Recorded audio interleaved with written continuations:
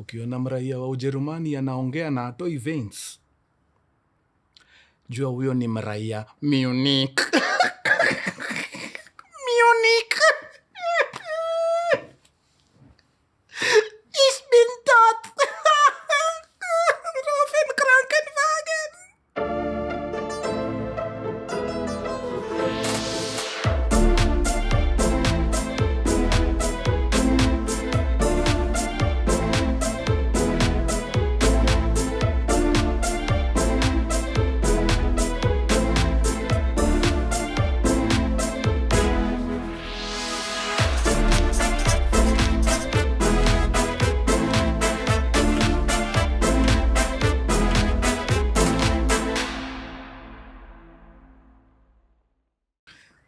Ya Mkurugenzi.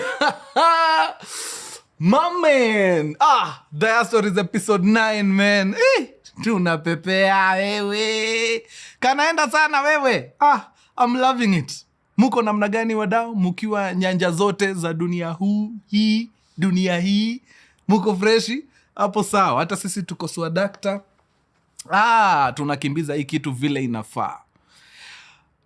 Mnakumbuka wakati tulianza kipindi tulisema once in a while tutakuwa tunawapigia story 2-3 za watu ambao walikuwa wameonyesha interest in purchasing land and other properties, but in the process wakaend up kufanywa ile kitu, wakanyooshwa proper. Today is another of those days.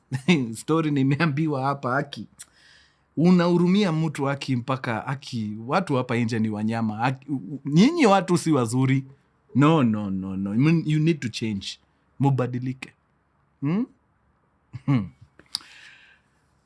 Wangwana, mnamo 2012 mjamaa alitoka nchi ya ng'ambo. I think alikuwa naishi pande za United Kingdom.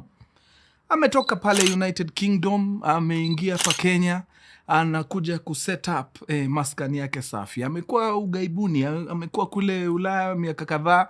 Sasa ameamua kurudi nyumbani, akuja anze maisha. Jamaa kulingana na vile watu wanamjua, vile anajirepresent pale nje, ni mtu amejiweza. Kwa saa mambo yake ni safi.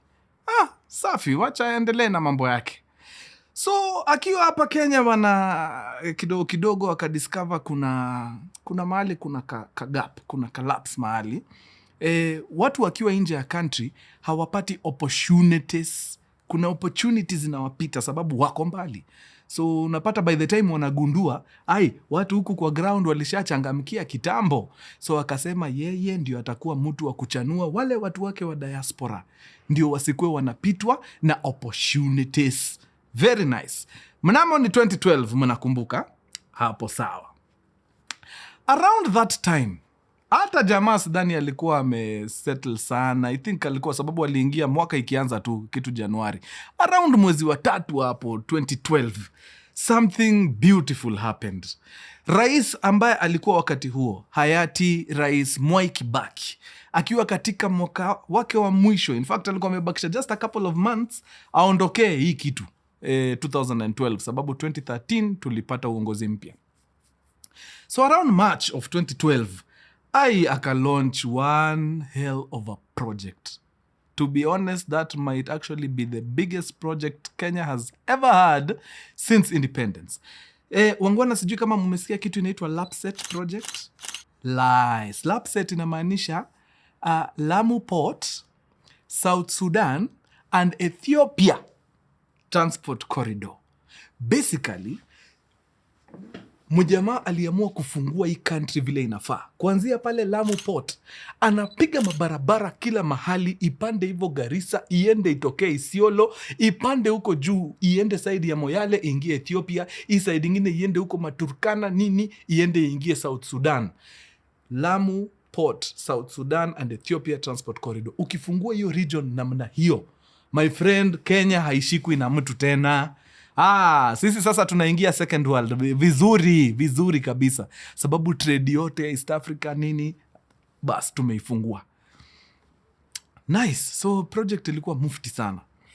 Mnakumbuka jamaa wetu ametoka Ulaya, ameingia Kenya na amejitolea mahanga kuhakikisha ya kwamba hakuna opportunities zita kosa kufikia watu wa majuu sababu watu wako mbali. Hapana, ako hapo kama bridge yao, kama gap, bridge. Vitu tukisikia miradi hapa tunakimbiza huku very fast, watu wa majuu wasaidike. Lamu Port, LAPSSET Project ikakuwa unveiled.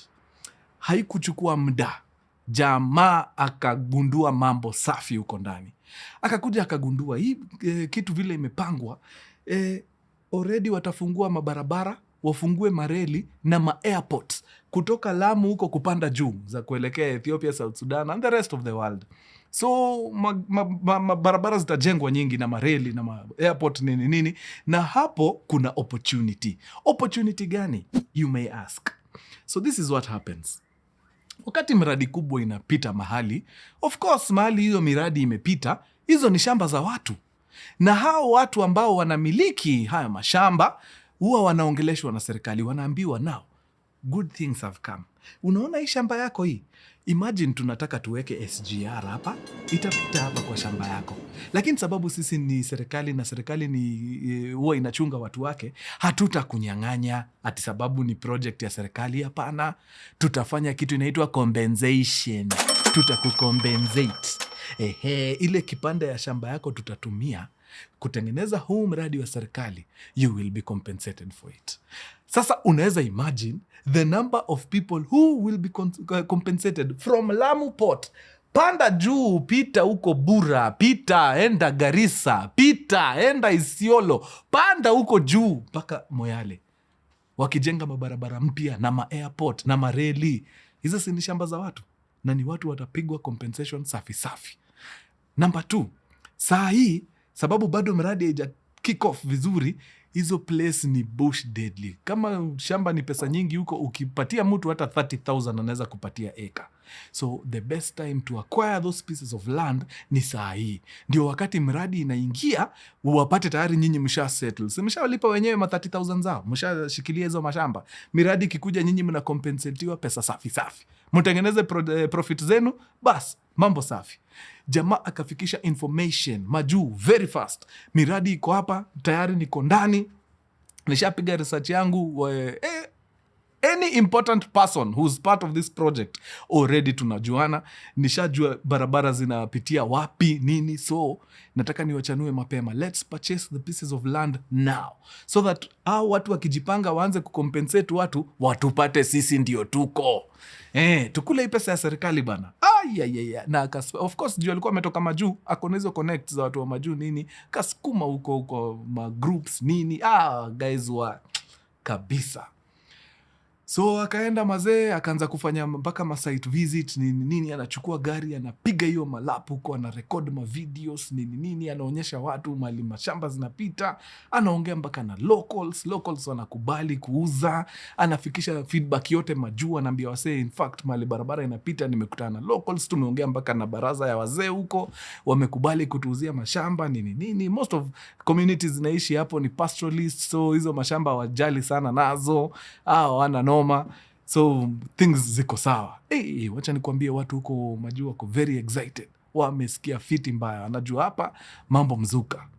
So ikafika wakati project ikakuwa launched officially nini, mambo imeanza, watu wakaanza kutuma sasa pesa ya hiyo, sababu washasekiwa kila kitu, washakutanisha watu mpaka na wenye shamba nini. Watu wakaanza kumtumia mado sasa. Mimi nataka sijui eka 2, mimi nataka eka 10, mimi nataka eka 15. Watu wanarusha pesa huko mazee, anaenda anawafanyia kila kitu, anawatumia mapicha huko nini, vitu mob. Watu wanataka kutuma mpaka ma relatives huko. Majamaa wanakam, wanachukuliwa hapa, anawaeka kwa Land Cruiser hizi za tour, wanakimbia huko kwa bush, wanafanya mambo nini, na ma relatives wakiwa huko wanashangaa, jamaa bana ashaweka mpaka tu beacons hapa na pale, lakini land is very bare, hakuna hata mtu amejenga nini and nothing, hakuna hata watu. Iko namna gani? But anawaambia mazee, iko hivyo hapa. Sasa mambo iko sawa, tushazungumza na wasee. Ile miradi zikianza, ni kuokota pesa, kuokota sasa. Alafu sisi tutadictate tutauza hizi mashamba how much. Na ndio mjue mimi ni mtu wenu, siwaachili, niko na nyinyi hapa. In fact mimi kipande yangu ndio ile pale. Bas, twende na si hapa pekee. Sasa hiyo wako wapi? Wako hapa katikati ya Lamu na Garissa, somewhere place to middle of nowhere. Hii kitu tunafuatana nayo mpaka huko north. In fact nasikia after Isiolo kuna mahali pia mareli zitapita nini, pia huko nataka tuende tuanze kushika mapema zikiwa bado ni cheap. Wacha nikuambie, majamaa walituma pesa pale, anaokota tu akijua mambo iko sawa. Sasa nyinyi tulieni, in the next 2-3 years mambo itakuwa sawa.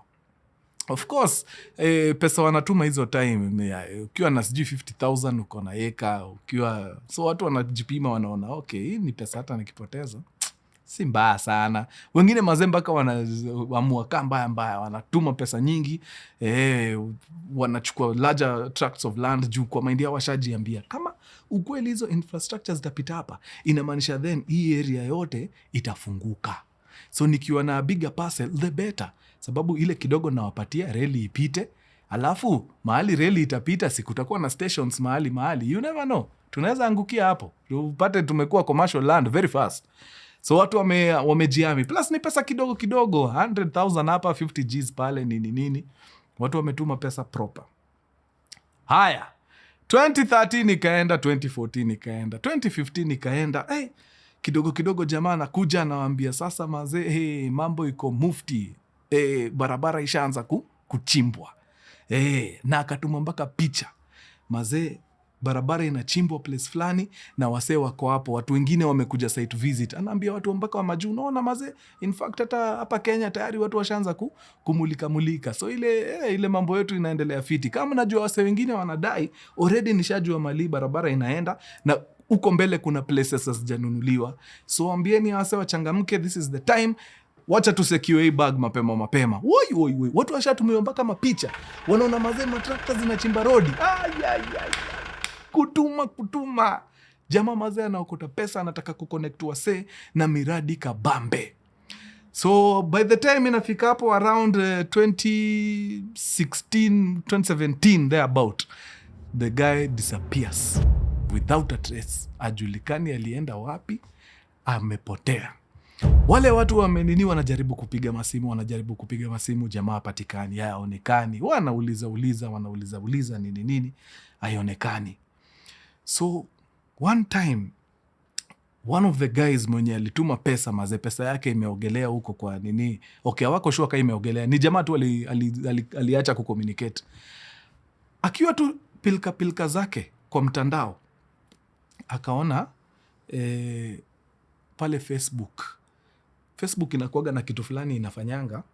Kama ulifanya kitu 3, 4, 5 years ago, ulikuwa na ex wako hiyo time, mumedanganya internet vile nyinyi you are there together forever, alafu mkaachana, Facebook inakukumbushaga 4 years ago, unakumbuka hiyo kumbafu ulikuwa unatoka.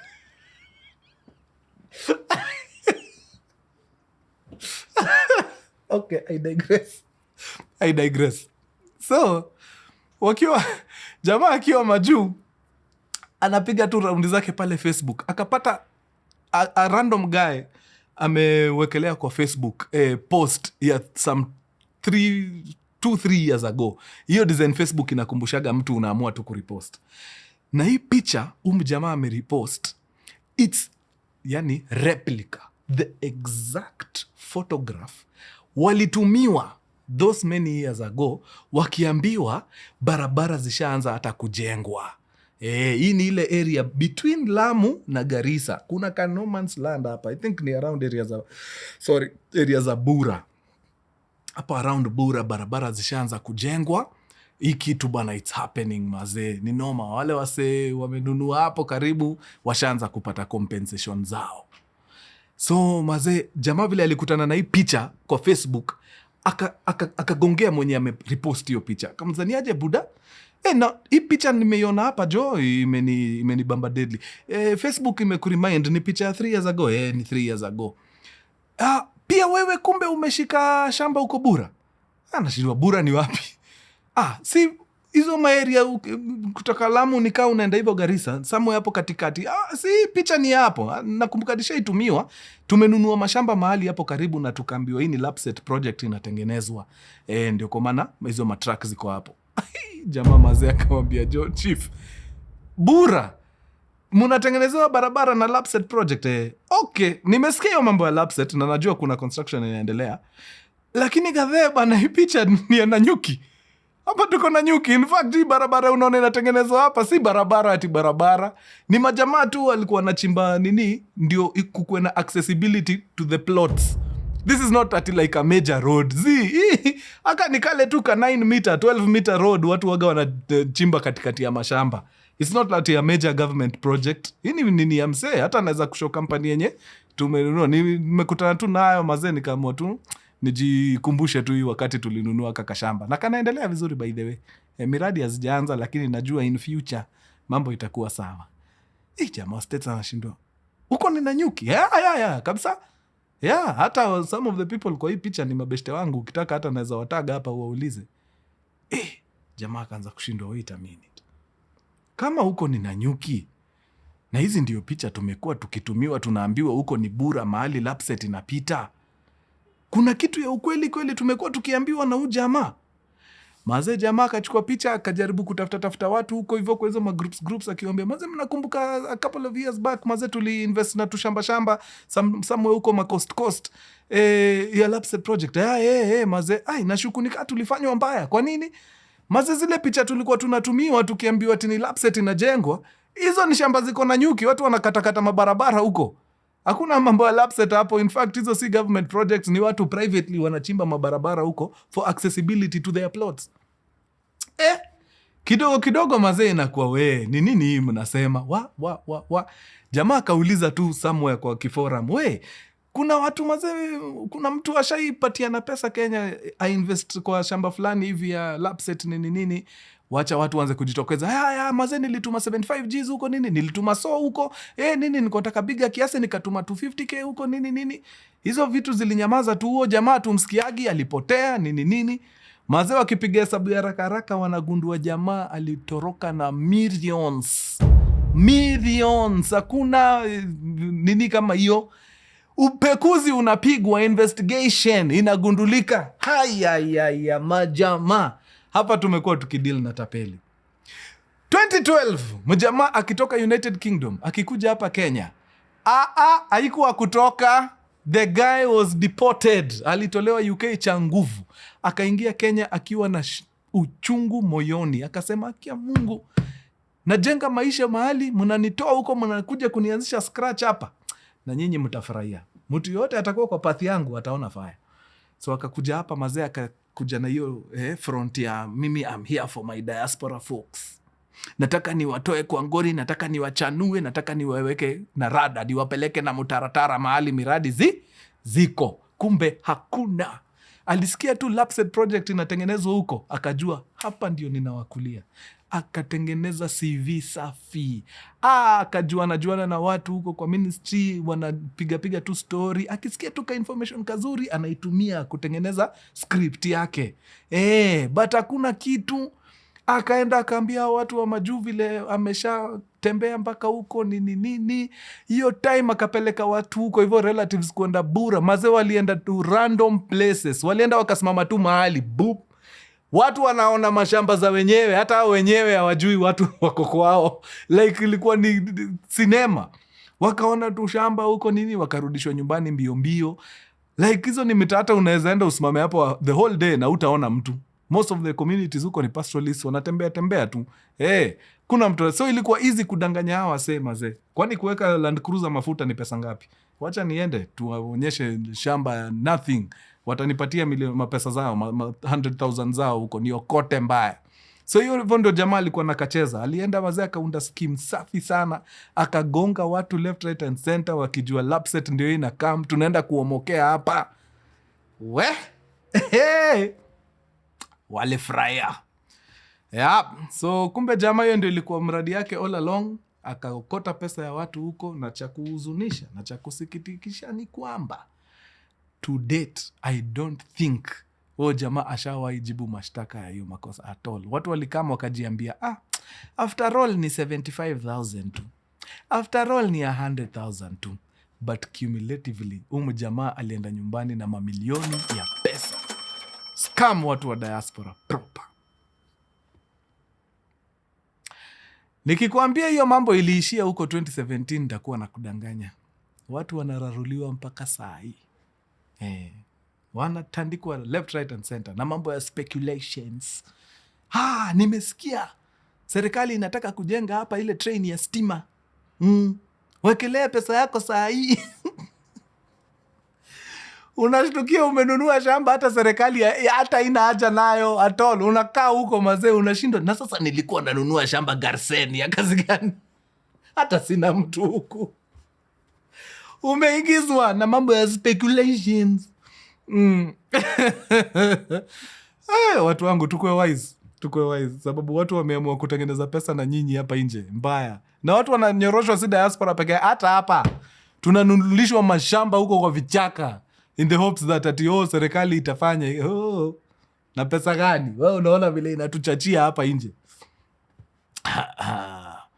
Wakusikia wasikie. Juzi tumefanya story hapa na tumefanya speed date yetu hapa na Bimkuru. Tukakimbia pale Grand Acres, tukaenda tukauliza maswali kibao. In fact, kama hujaona hiyo episode, nimepin hiyo episode hapa. Enda tu watch. Ujue zile vitu unahitaji kujua before ujishikanishe na mashamba hapa nje. Wako na a whole checklist iko pale. Know what this land you're purchasing is for.